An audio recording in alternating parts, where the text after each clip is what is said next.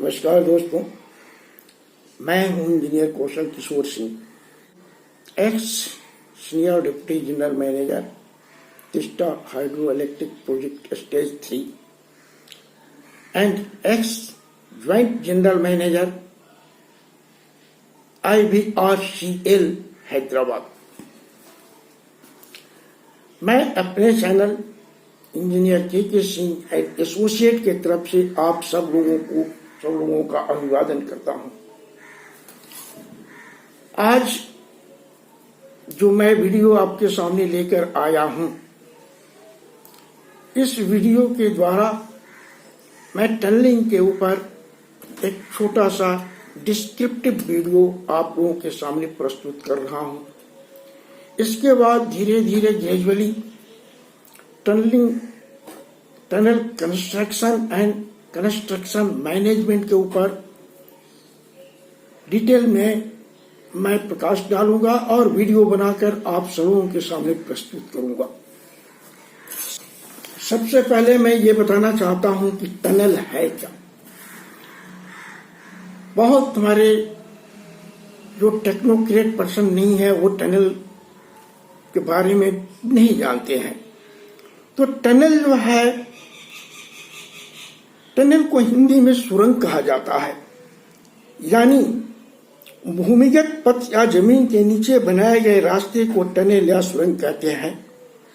और इसको बनाने के लिए जमीन के सतह के अंदर के मिट्टी, चट्टान या पत्थर को काट करके खुदाई करके टनल का रूप दिया जाता है। वो शेप डी शेप हो सकता है, हॉर्स शेप हो सकता है, स्क्वायर शेप होता है, सर्कुलर हो सकता है। जैसे रिक्वायरमेंट होती है, जिस पर्पस होता है, उस पर्पस के हिसाब से उस टनल का रूप शेप डिजाइन किया जाता है और रूप दिया जाता है। जनरली रोडवे के लिए डी शेप टनल बनाया जाता है, वाटरवे के लिए हॉर्स शेप बनाया जाता है और रेलवे के लिए भी मॉडिफाइड हॉर्स शेप टनल बनाया जाता है। लिक्विड वे के लिए या गैस वे के लिए सर्कुलर टनल का निर्माण होता है। ये मैंने प्रैक्टिकली देखा है। तो टनल का जो खुदाई किया जाता है वो एक दिन में नहीं होता है। उसके लिए खुदाई करने का काम के अपनी मशीन के द्वारा बारूद यानी एक्सप्लोसिव को यूज करके ब्लास्ट किया जाता है और मशीन के द्वारा ब्लास्टेड मलबा को बाहर कर दिया जाता है। इस तरह से 24 घंटे में एक या दो ब्लास्ट लिया जाता है, एक या दो साइकिल पूरा करते हैं और इसके चलते जो होता है टनल ग्रेजुअली धीरे धीरे आगे उसका खुदाई होते चल जाता है और पूरी लेंथ, जितनी लेंथ में बनानी है उतनी लेंथ का टनल बन जाता है। अब रह गया कि टनल है क्या। टनल का इतिहास बहुत पुराना है।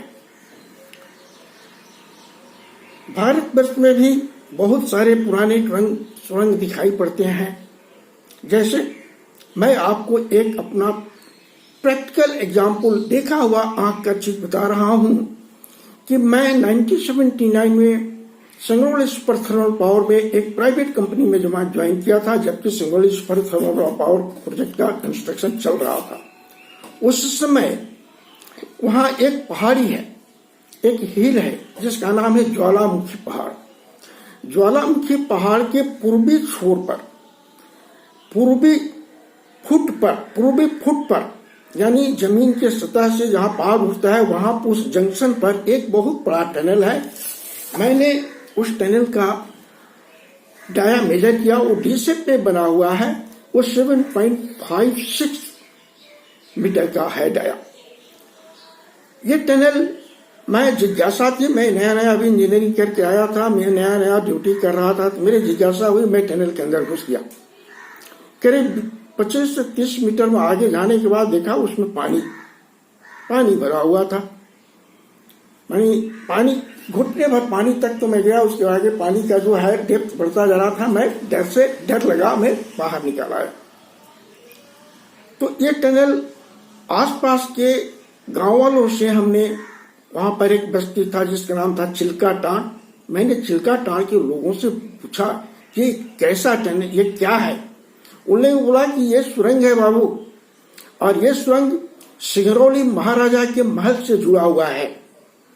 सिंगरौली क्षेत्र के महाराजा, सिंगरौली के महाराजा जो थे, उनका महल जो है रेहन डैम के पीछे जो पानी इकट्ठा किया गया है वो पावर जनरेशन के लिए उसमें इमर्ज हो गया है, डूब गया है। इसलिए जिसको आज के डेट में गोविंद बल्लभ पंत सागर के नाम से लोग जानते हैं, तो उससे ही पानी इस टनल में भी दिखाई पड़ रहा है।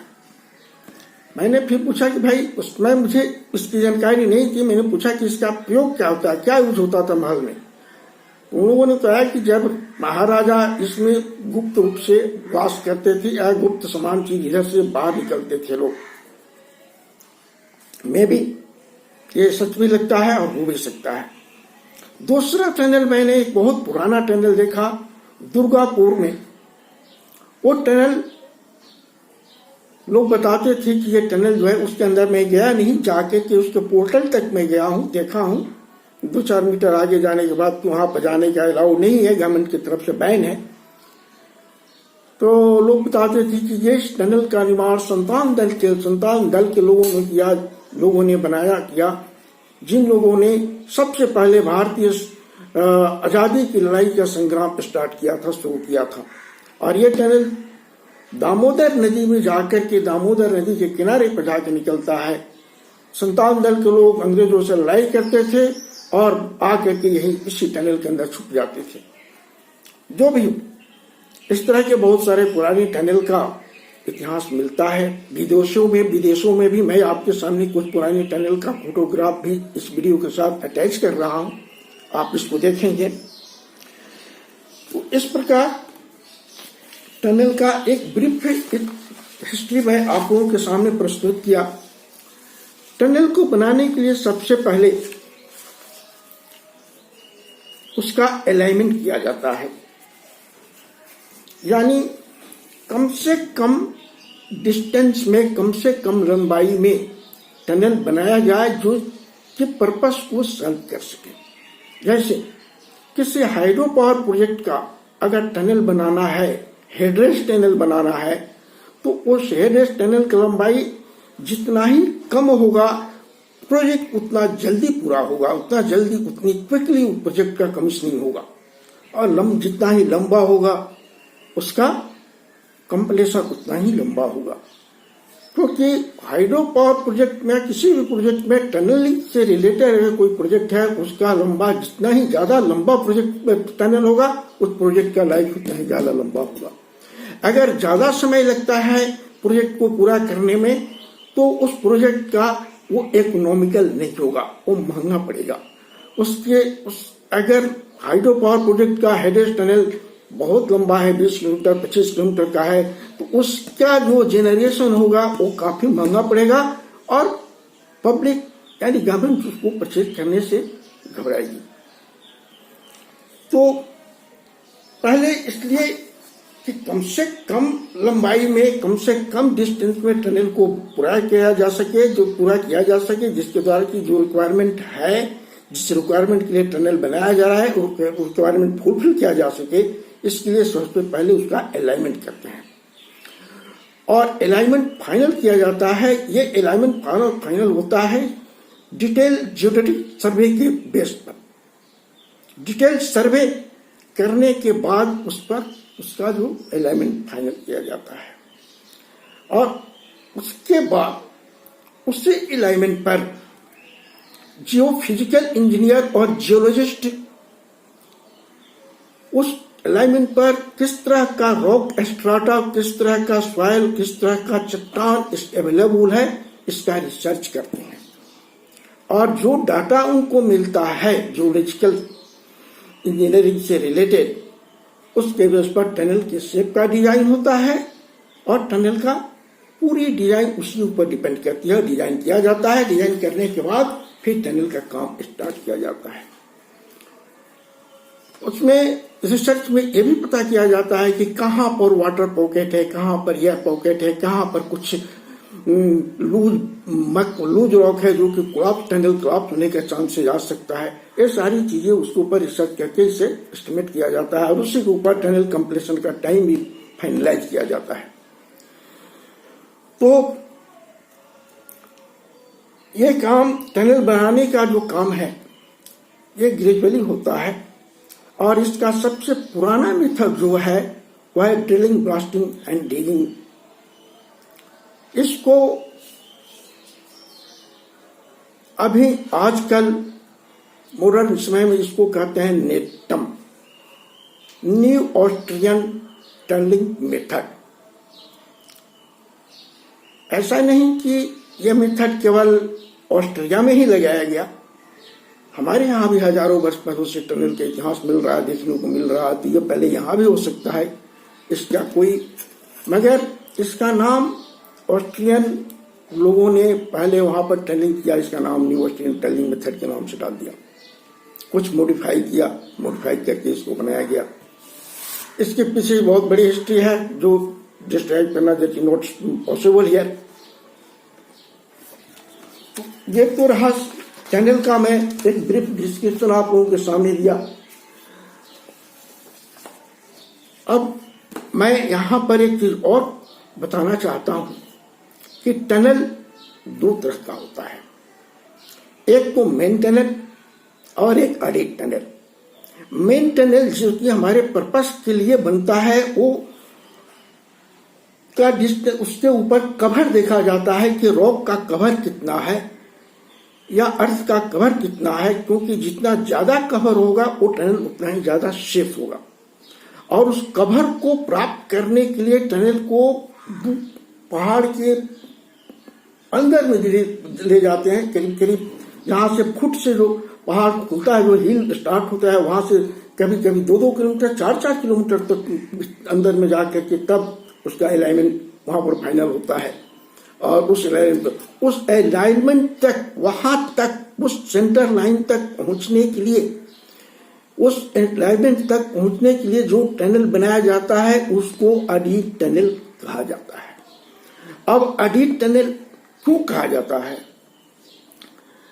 ये लैटिन भाषा में इसका एडिटस कहा गया है और एडिटस का मतलब होता है किसी एक गंतव्य तक पहुंचने का रास्ता।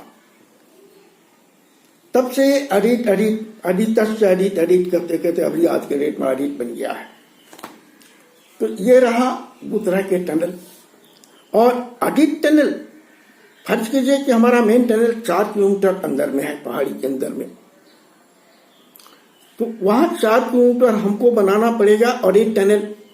और एडिट टनल बनाने के लिए सबसे पहले क्या करते हैं, हम पोर्टल बनाते हैं। एंट्री पॉइंट को हम पोर्टल करते हैं, टनल पोर्टल कहा जाता है। मैं आपके सामने इस वीडियो के साथ में जो टनल का फोटोग्राफ दे रहा हूं उसमें आप देख सकते हैं पोर्टल है और उसके बाद से टनल स्टार्ट होता है। कभी कभी क्या होता है कि टनल 2 एंड से स्टार्ट कर देते हैं। एक एडिट टनल बनाने से एडिशनल 2 फेस मिल जाता है, 2 तरफ काम स्टार्ट हो जाता है। और उसके अलावा 2 तरह से कम 2, एक स्टार्टिंग एंड से और एक एंडिंग समाप्ति एंड से 2 तरफ 2 फेस मिल जाता है, तो 4 फेस में काम होता है। तो टनल का वर्क जो है कम समय में पूरा होने का चांसेस रहता है और हो जाता है। ऑडिट बनाने का सबसे बड़ा मकसद यही होता है। कभी कभी होता है कि ऑडिट नहीं बनता है, स्टार्टिंग एंड से, स्टार्टिंग जहां से टनल स्टार्टिंग पॉइंट हो वहां से ऑडिट बना कर, वहां से पोर्टल बना करके टनल को स्टार्ट कर देते हैं।